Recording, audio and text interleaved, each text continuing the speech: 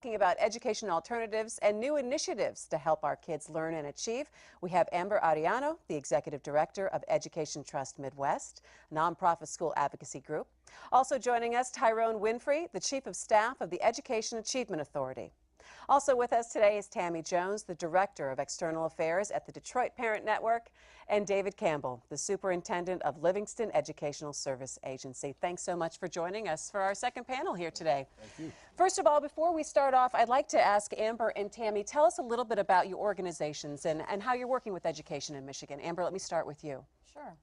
So the Education Trust opened more than 20 years ago in Washington, D.C. as one of the first organizations in the country to be focused on giving a voice for children, particularly for vulnerable students in the U.S. in big decisions about education, from budgets to public policies to standards around educational practices that are really focused around improving student achievement.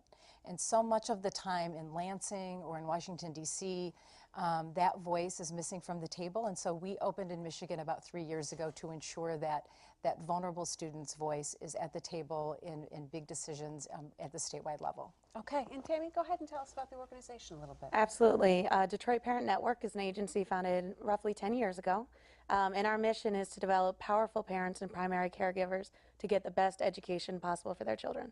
So very simple, very direct mission. We believe that when you transform parents, you actually transform the city to be a better place to raise and educate children. Empower them. Absolutely. So we focus a lot on giving parents information, helping them develop their leadership skills, creating opportunities for parents to have decision-making power and voice over the education that their children are getting, and making sure that parents really have the opportunity, as one of the few players at the education reform table, to be advocates for children. The reality is, with teachers unions, with school administrators, with the bean counters, everybody comes to the table with an agenda that may or may not prioritize children at any point in time. We can guarantee you that every parent wants what's best for their child, and so that will always be the agenda that we carry. All right. Okay, well, let's start off. I love this. People say they want to improve education in Michigan. It's a great statement, and I think that we've all said it at one time or another. So I'm going to ask each one of you, and I'm going to start with you, Tyrone. What does that mean to you when we need to improve education in Michigan? When you look at improving education in the state of Michigan, I'm reminded of a statement: if nothing changes, nothing changes. And when you look at our children, we should not just look at them in the year 2013. Where do we want to see them in the year 2020, 2023, 10 years from today? And when you talk about changing education in the state of Michigan, we have to work with them where they are to help them to get to another place. And when you look at what we're doing with the Education Achievement Authority of Michigan, we're looking at how a student, not proficient, but how they can grow from one grade level or one instructional level to another. So when we talk about changing education in the state of Michigan, it has to be student-centered. David, let me ask you, improving the state of education in Michigan, what does that mean to you? It means so many different things. There's a gentleman named Mark Tucker who's an internationally famous school reformer, and what he's looking at is two fundamental things: is the quality of the teacher, the effectiveness of the teacher, and then the governmental structures that are set up to support the system. And what he would argue is that many of the systems in states, ours included, are so decentralized, the power structures, that it's very easy to cast blame elsewhere. And he argues for a more logical system, a P20 type system, which I believe Scott Menzel earlier in the panel, and also Phil Power was getting at that, a system of support for human capital, as Phil was calling it. Amber, how would you address improving education in Michigan? Sure. So, you know, in Michigan now for about 15 years, there's been a big focus on governance. And through that time period, the state has really not improved outcomes in kids' learning. In fact, we've continued to decline. We were in the top third, then we were in the top 50% on the national assessment. We're now in the bottom third among all states. And so, so clearly, simply by focusing on governance is not really working for what's really best for students. As Dave mentioned, the most important predictor of student achievement is classroom instruction. It's the quality of the teaching that's happening in the classroom for kids. And I think in the Center for Michigan study, that really resonated with parents. Parents, we sort of know intuitively how important our teachers are. But the research bears that out too, and that's why our organization has put a big focus on working on improving the quality of teaching, and also school leadership at the building level, also a really big predictor of how well a school is going to do in teaching its kids. Okay. Tammie, improving. So I think from a parent perspective, the bigger question is, what do we want, right, when our kids are leaving high school? What do we want them to be equipped with? And so we really think of how can we get our kids to be productive, responsible, and caring citizens. Ones who are able to provide a good living for their families when they're grown up, and ones who are able to give back into the community in a way that increases everybody's quality of life. So when we're talking about improving the quality of education, it's about making sure that kids have access to that, whether it's in school, at home, or in the community. It's also about making sure that the opportunities they have are equitable, or making sure that there's quality options open to everybody, so that every child, regardless of what family they're born into, regardless of the zip code, has an opportunity to succeed. All right, let's jump in and start talking about some of the things that I think all of you mentioned, and that would be teacher education and performance. And let me start with you, Amber, because the Center for Michigan, when they did their study, they asked people in terms of how they would see improvement with schools, and people said, well, we would like to help teachers more, and we would like to get more help for them, more education for them. How crucial is teacher performance tied to kids' performance? I'm going to start with you, Amber. Yeah, I mean, it's fundamentally important. There's been more than a decade now of research that's shown that teaching quality is actually, it's more important predictor than a school zip code, which when you think about it is really profound. You know, we are living in an era in America that we're living in a really socioeconomically segregated time, and often where kids live and the school that they go to and the poverty level in that community often has a huge influence on how much that child's going to learn in school, the quality of those schools. And so one of the ways that we can really provide equitable outcomes for kids is to ensure that all kids, no matter who they are getting access to an effective teacher. So, David, let me ask you, what are teachers telling you? Are they sharing with you some concerns about how they can maybe be more effective with children in the classroom? And then are they concerned about being tied to their kids' success? Well, absolutely. Yes, they're concerned about being tied to the outcomes, because a lot of the systems in terms of the assessment data, we're working on the reliability on that. And we're not quite there as a nation yet. A lot of the emphasis out of the federal government with the Race to the Top initiative is to study how to measure in a quantitative manner the effectiveness of instruction. And that's never been done before. And so it's the quality of the tests, the fairness of the assessments. We have laws in place related to teacher evaluation that we are working through, and Amber could speak to this very well in terms of the caliber of the assessments. And teachers are stressed out about that. Teaching, I would say, is harder than ever. When I started teaching 25 years ago, I don't think it was as complicated, because frankly, we didn't think it was that important as a nation. And right now, we know that our nation's survival depends on the quality of the instruction.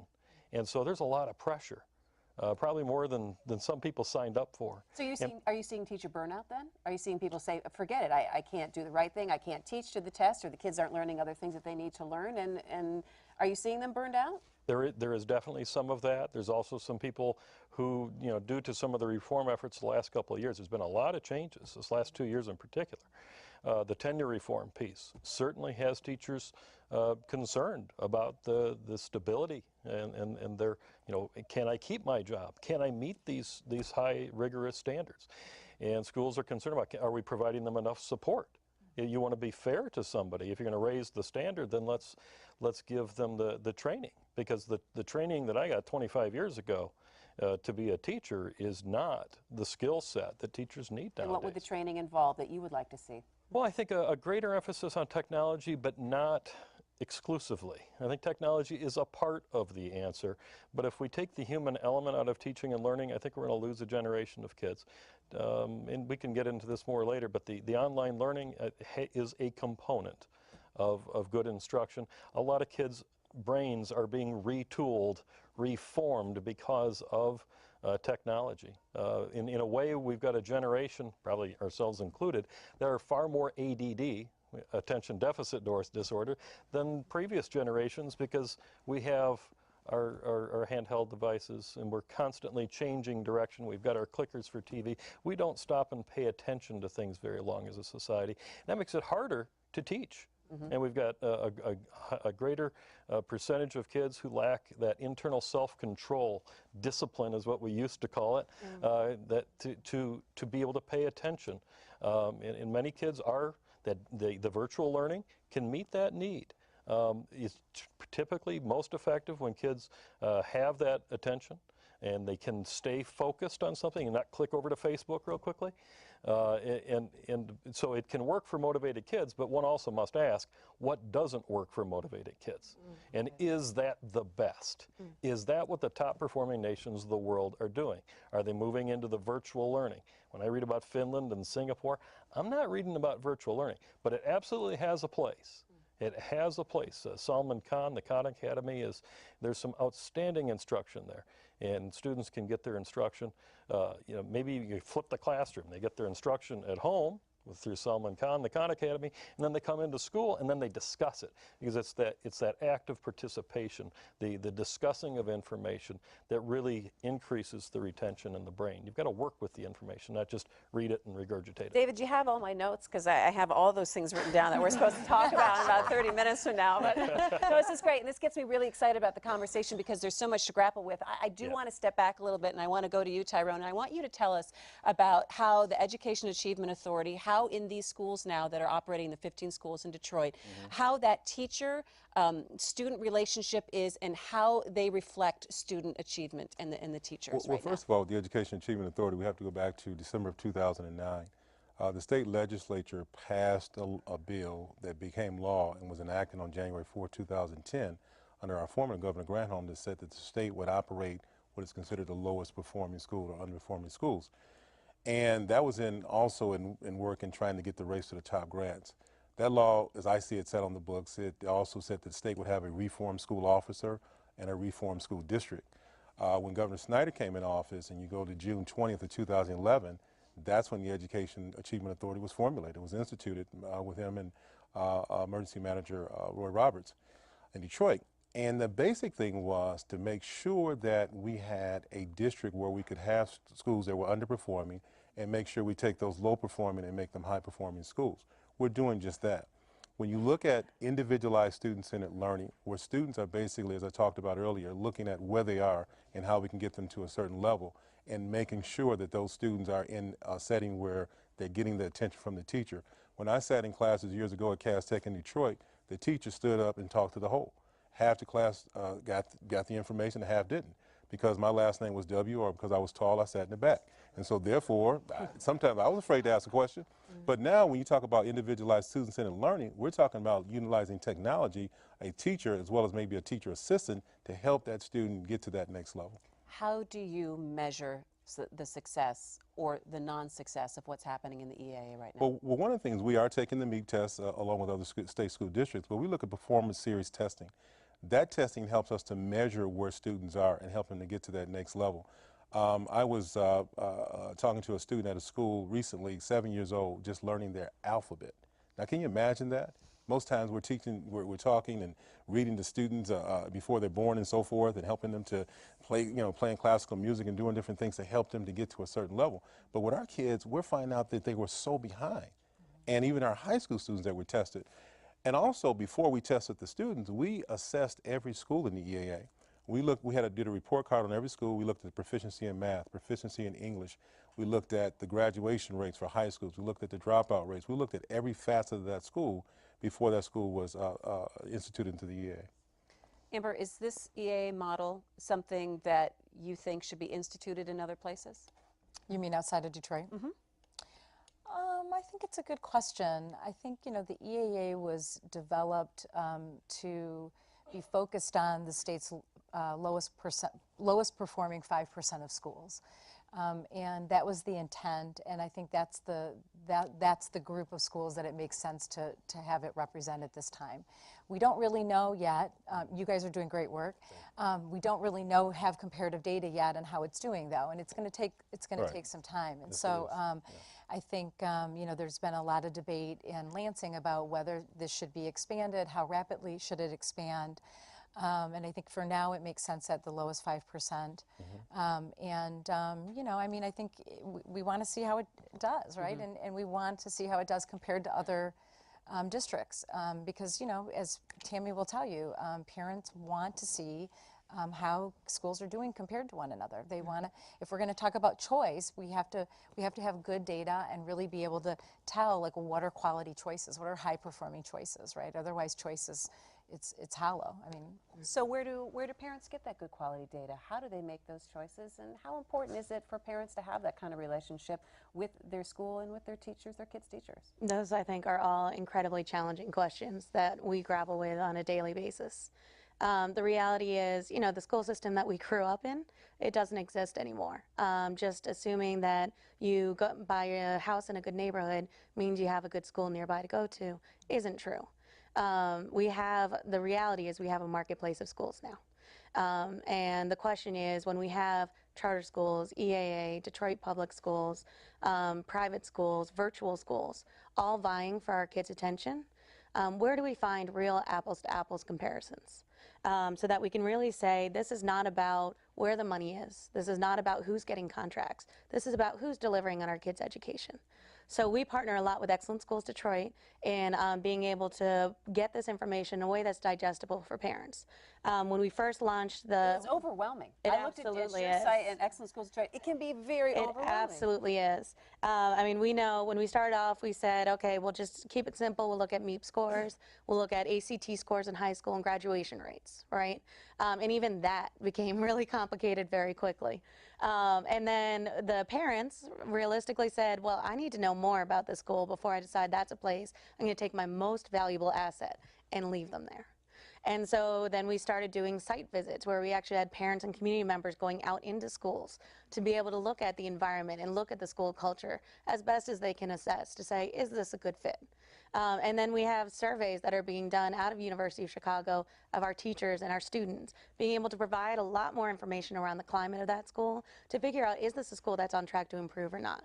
Now, the reality is, in the city of Detroit at least, we have far too few high-performing options. And so this is something we have to continually work on to not only identify those high-performing options for parents so they understand the subset that they're working with so they can figure out the one that best fits their child's needs and interests, but also then how do we make sure that those schools that are performing get an opportunity to open up more, and those schools that aren't are stopped from opening any further.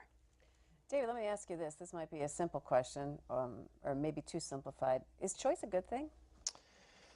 It's a great question, I think. And philosophically, I would say yes, because I'll simplify. Why do I feel a but is coming somewhere? No, McDonald's produces a better product at a cheaper price because there's a Burger King across the street. I mean, philosophically, I think there's a lot of truth to that, and I do think that the multitude of options and choices that have opened up for the kids of Michigan the last 20 years have made Michigan one of the leaders in the choice movement. Charter schools, there's about 300 charter schools, I believe, in the state now. Full-blown schools of choice in most parts of the state. The homeschooling opportunities have expanded, so I think those options are more viable. The whole virtual learning, there's so many options now, and I do have to. And there's not much of a but. The but is, if choice is the answer, then we wouldn't be in the bottom third in performance, because we've been a high choice state for about 20 years. That's not to be taken as an anti-choice philosophy. I'm just not sure it's the answer.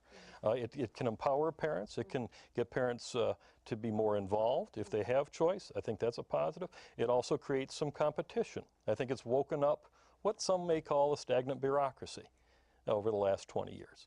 And so I do see some positives to that. A little bit of a negative, I remember serving as a high school principal, and at times when seeing parents pull their child out so quickly. It's like, give me an opportunity. Don't just pull them out and take them to the next school. Let's work through this. One of the panelists earlier talked about grit, and that kids need to know how to work through a problem. Don't just bail on us so quickly. If you're dissatisfied with a teacher, let's sit down with that teacher. Let's try to work through that. Let's try to find the solution and teach kids to be resilient, to work through an issue, to talk it through, maybe involving the principal if necessary, and not just bailing. It's very quickly. So I'm not anti-choice. I think that, but I also think that I've seen, in my experience, just too many people quitting and giving up. And I've heard it from charter school administrators too. They'll enroll in the charter, and then maybe by November, oh, they don't like that, and then they bounce over to another charter. We've got to teach some resilience to kids as well. Amber, how would you? Yeah, go ahead. So I think, you know, the idea of choice it's very appealing. As Americans, we love our choices, right? We love going to the grocery store, and there's 60 different varieties of rice to choose from, and you know, it's one of the things that we really get to enjoy in our country. Competition alone, though, doesn't necessarily produce high-quality choices. So, if using the burger analogy, where I live, there have been lots of different fast food joints, all serving hamburgers. Wendy's, Burger King, McDonald's. If you live in an area where your children are obese because they don't have access to high quality, nutritious food, right, and healthy food, opening one more burger joint on that strip is not going to give them a better, more nutritious food. And that's true for schooling too. So without any standards of performance for the expansion of charter schools and other kinds of choice options, we're just providing more burgers for kids that can't get a fresh vegetable to save their life, an intellectual vegetable, right? Go ahead, Tyrone. But at the same time, when we talk about competition, we're talking about hamburgers, but look at our university systems. As Dan Quisenberry would say, people come from all over the world and study and come to our universities because of the competition. They don't come to our K through 12 systems, but because of a University of Michigan or Michigan State or Eastern or Western or whatever, we are competitive. So we should have that same type of competition at the K through 12 as well. So I don't want to take it off of hamburgers, McDonald's and Burger King. That's one thing. We are getting towards lunch. I'm getting a little hungry. I gotta honest. Look at higher education. Okay, now I want to ask you real quick, Tyrone, before we go to the Q&A session, because the EAA is now part of a choice that a lot of Detroit Public School students have. Talk to me about what you perceive to be some of maybe the misinformation that's out there about the EAA. Well, the misinformation is that it's a failing school district and we just want to take over Detroit schools, we want to take over the schools throughout the state or whatever.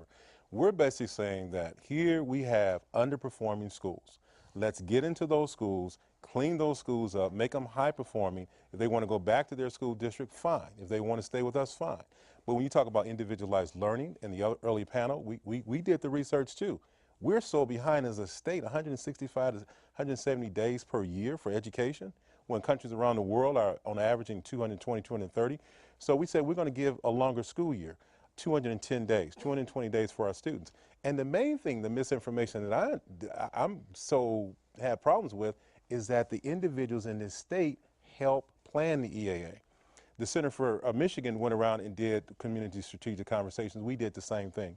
We talked to faith-based leaders. We talked to business leaders, educational leaders, community leaders, and basically they told us we want longer school days. We want individualized learning. We went to Lansing, we went to Flint. We went all around the state with these conversations. And also we asked them, what are your core beliefs on education? What does 21st century education look like in terms of an animal or place? And people were drawing tigers and lions and said it has to be strong, it has to be resilient and so forth. Then we told them to write a mission statement for the EAA. And they did that and we put it in our strategic plan. Then our chancellor, Dr. John Covington, said, well, wait a minute, we haven't talked to our customers. Tyrone, I want you to do a workshop with kids. I was going to do a 2-hour workshop at Youthville in Detroit or whatever. He said, no, I want a 2-day summit. We did a summit at Michigan State University, February 3rd and 4th of last year. We called it the Super Youth Leadership Summit because it was Super Bowl weekend. We brought 80+ students up to Michigan State, and after they toured the university, we got into whether they want to see in a school district. We did a weather forecast to describe your school or your school district in terms of weather terms and degrees and so forth. You would be blown away by what kids told us. So the Education Achievement Authority, people say, is just something that's been forced on them.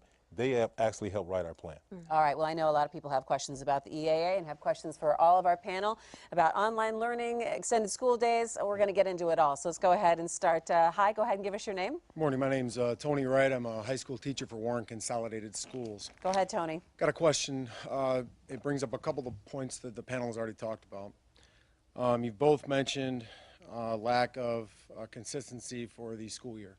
You mentioned the EAA wants to increase the number of school days. You've mentioned that parents leave school districts without giving it a chance. About 5 years ago, the requirement of seat time was foregone. Students no longer have to show up for any classes. There is no mandate for students to show up to school. My question lies in this. The loss of seat time directly affects at-risk students the most. They're the ones that don't show up, and they're the ones that need the teacher nurturing. They're the ones that need the added care.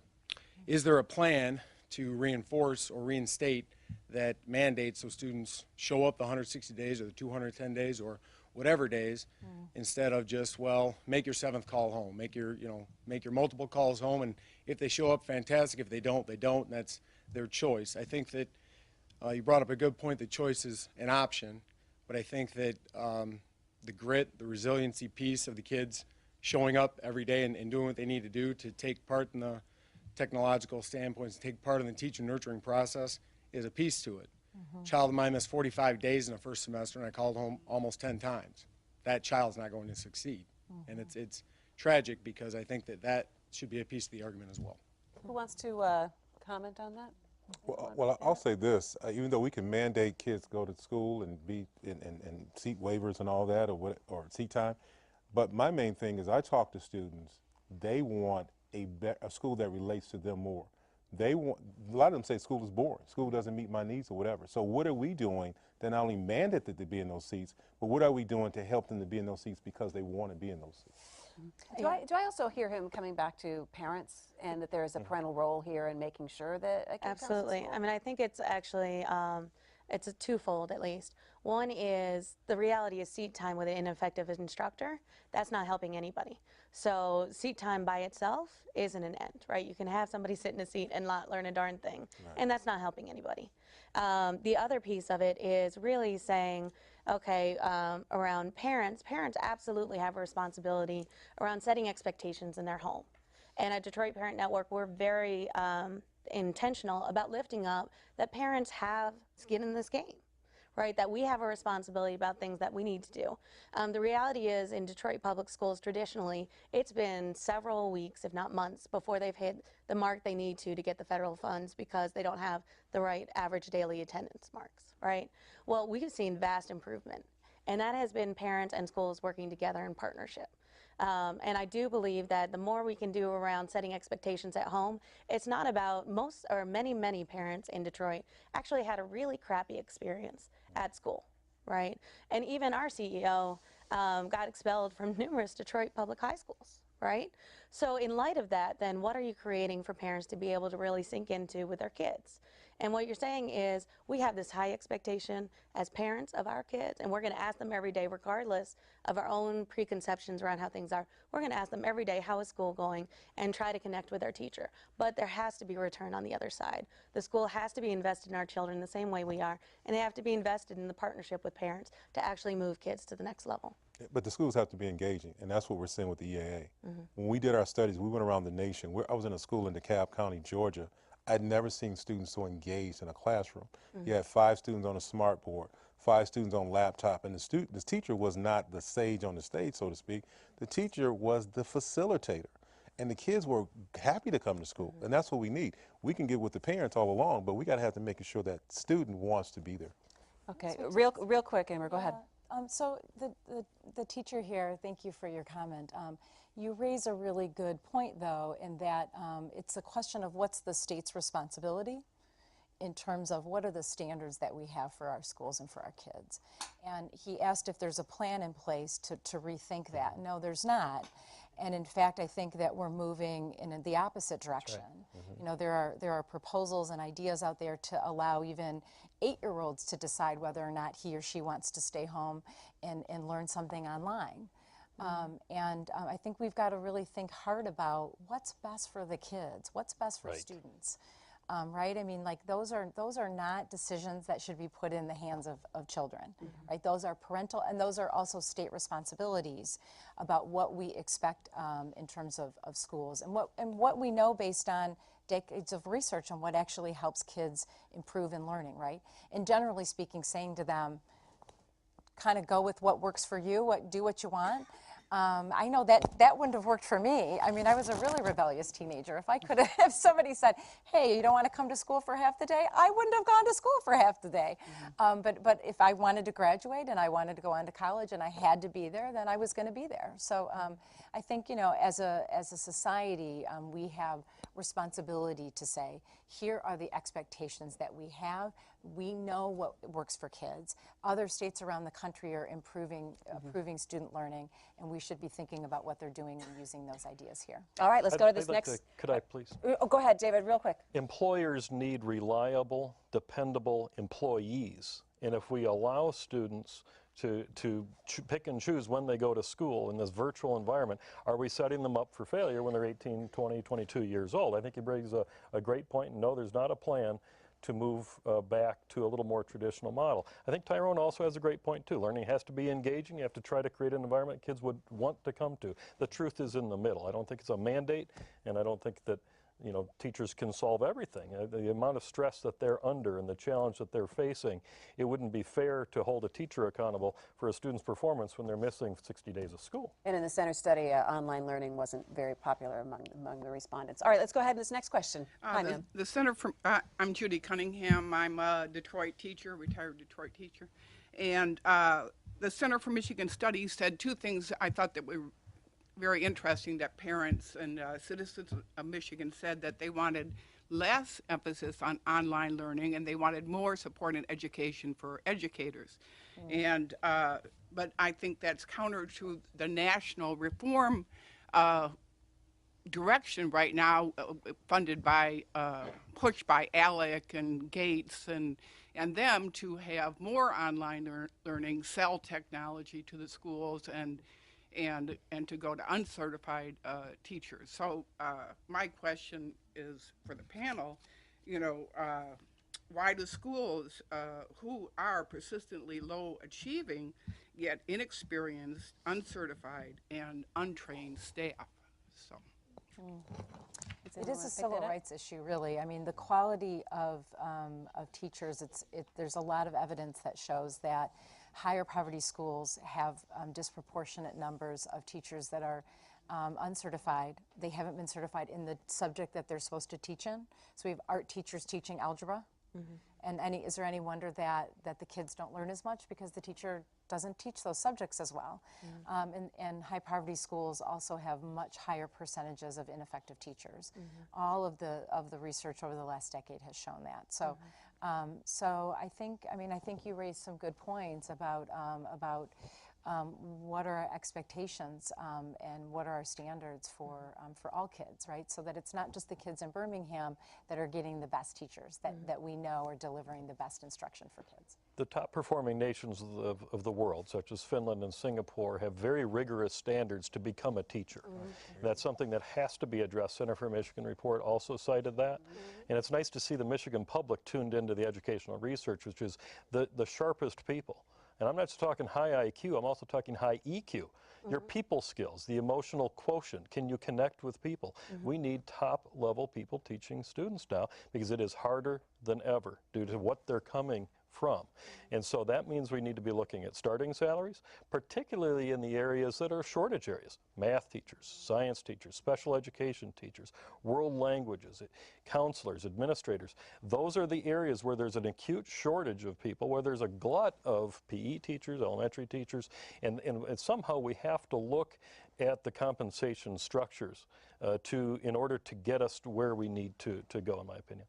And I want to say I agree with you, because when you look at Finland, you got to look at the salaries and what how they value their teachers. Yes. But also, when you look at Finland and other countries, you got to look at how they support their teachers as well. Not only to prepare them to get in that classroom, but how they support to help those students, teachers all along. Yes. All right, go ahead. Hi, ma'am. Hi, I'm Lois Gibbons from the Michigan Jumpstart Coalition, and I'm an educational consultant and former teacher in the state. According to a 2012 study that Visa did, 93% of American parents have suggested that personal finance education be taught and be a required course for high school students. My question is, in a day and age of this economic mess, if you will, why is it that we're not spending time teaching something like Tyrone had alluded to, relevant to students' education when there's so many wonderful resources that are online and exciting and innovative and interactive? Why are we not teaching self-sufficiency to every child in the state? Dave, you want to tackle that curriculum? Well, I thought Scott's answer in the last panel was outstanding, where even starting at the early childhood level, they're looking at, is it share, spend, or save were the three options? Yep. I think that's outstanding. It gets to that self-discipline piece too. I mean, ultimately, spending patterns, it's a result of, do you have the self-discipline to say no to that thing that you want? Is there any curriculum in the works like that in your district at all? Or? Well, the state opened up a nice window a few years ago with the Michigan Merit Curriculum, where there was a raising of the math graduation requirements, and then there was a little bit of tweak there after a year or so, correct me if I'm wrong, anybody, where they said, you know, the personal finance could count as a math credit. And so a lot of schools are teaching personal finance probably in that junior, senior year, which is probably a pretty appropriate place to do. Why math instruction has moved away from that, I'm not the best person to speak to it, but a lot of it has to do with the importance of teaching critical thinking skills, deep level thinking. And honestly, personal finance is not deep critical thinking skills. It's simpler math, and that's why it's not lined up well with the curriculum standards, which are about critical thinking skills. Okay. Hi, ma'am. Hi, my name is Chandra Moore. I'm an architect in the city of Detroit that specializes in creating spaces for youth. My question is, 1 out of 3 employees are concerned about their child every day when they are at work.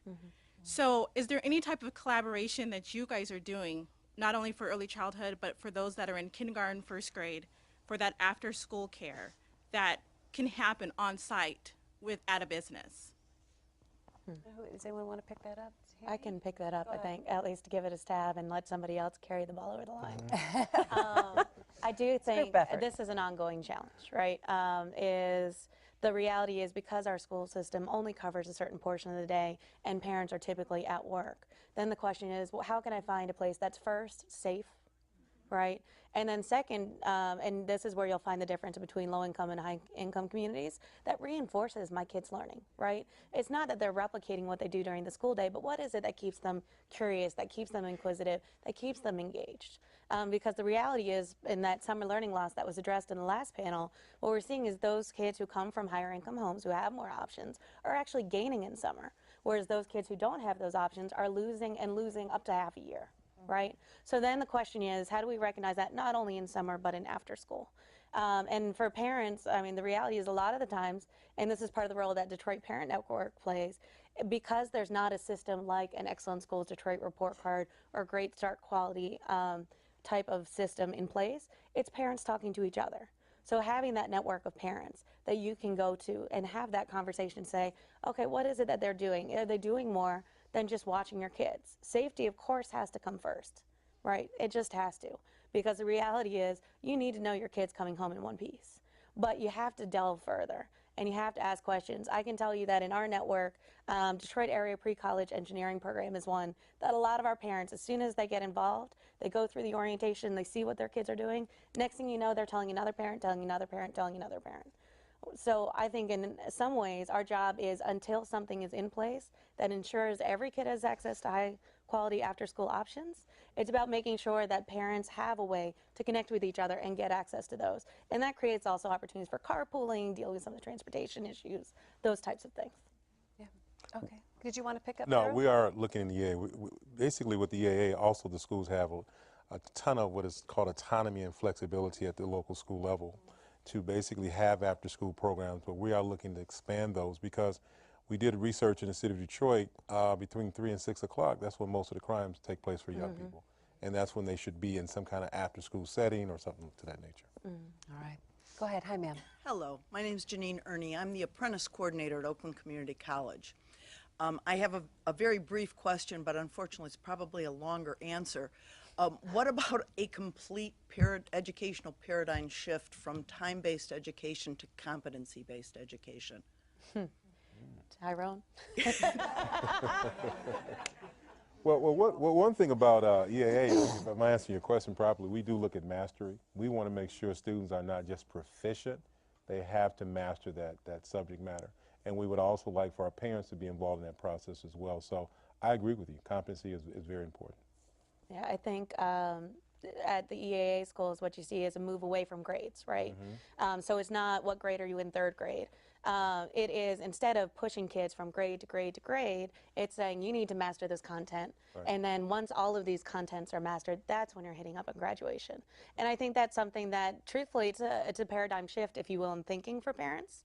There was a lot of anxiety. We hosted conversations with thousands of parents with the chancellor of the EAA when they first started talking about the effort.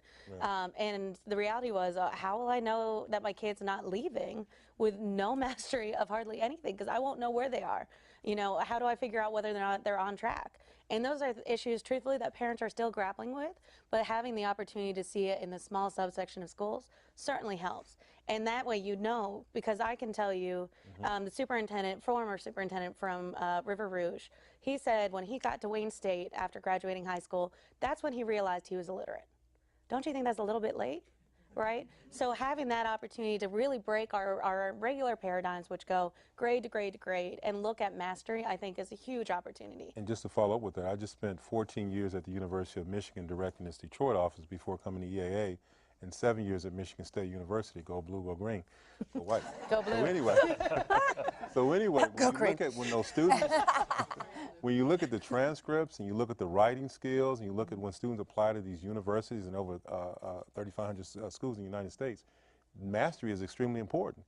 And parents get so caught up in my son or daughter being a 3.5 or 3.8, 4.0. Take that out. You need to look at how have they mastered that subject matter and also the curriculum, because colleges and universities want to see how the level of AP or honors classes or accelerated classes those students have. That's extremely important. Okay, all right, but I'm going to jump in as a parent here and say, but I need to label something. Like, I need to have some kind of something that tells me something. So, David, I know that's the most roundabout, I don't even know what she just said. But isn't it hard, though, to think in those terms, though, that you need to at least say, stamp, they've got X grade or they came from X grade, that you can't always just deal in a mastery of a concept. Well, it's a mastery of a concept, and yes, that can be very clear to you on a well-developed report card that's much more complex than a simple A, B, C, D, E kind of report card.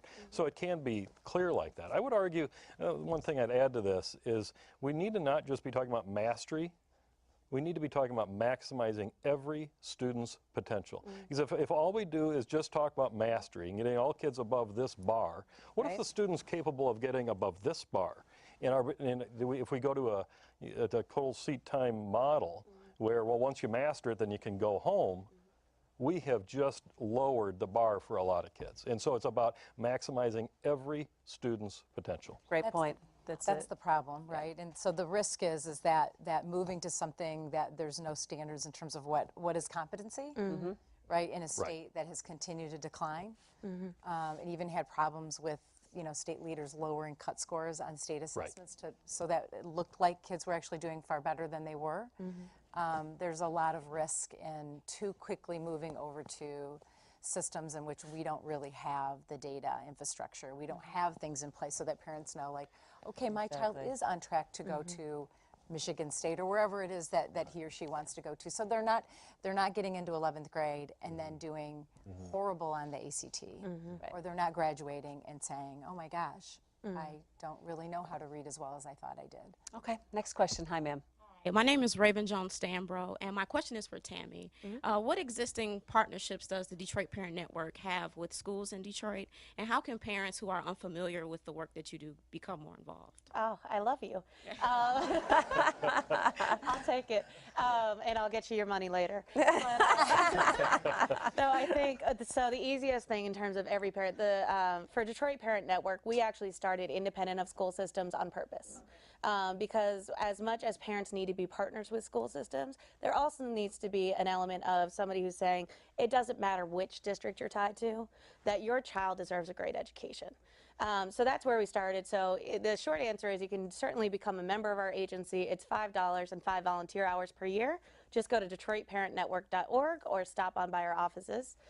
In terms of the work that we do with school districts, and this is more recent within the last 3 years, we do have contracts that exist with Detroit Public Schools to do some of their parent engagement work. We operate 8 parent resource centers throughout the city, and we have parent organizers that work with the parent leaders in every single school of DPS to be able to help them navigate the systems and ensure that they're getting the best outcomes possible for kids.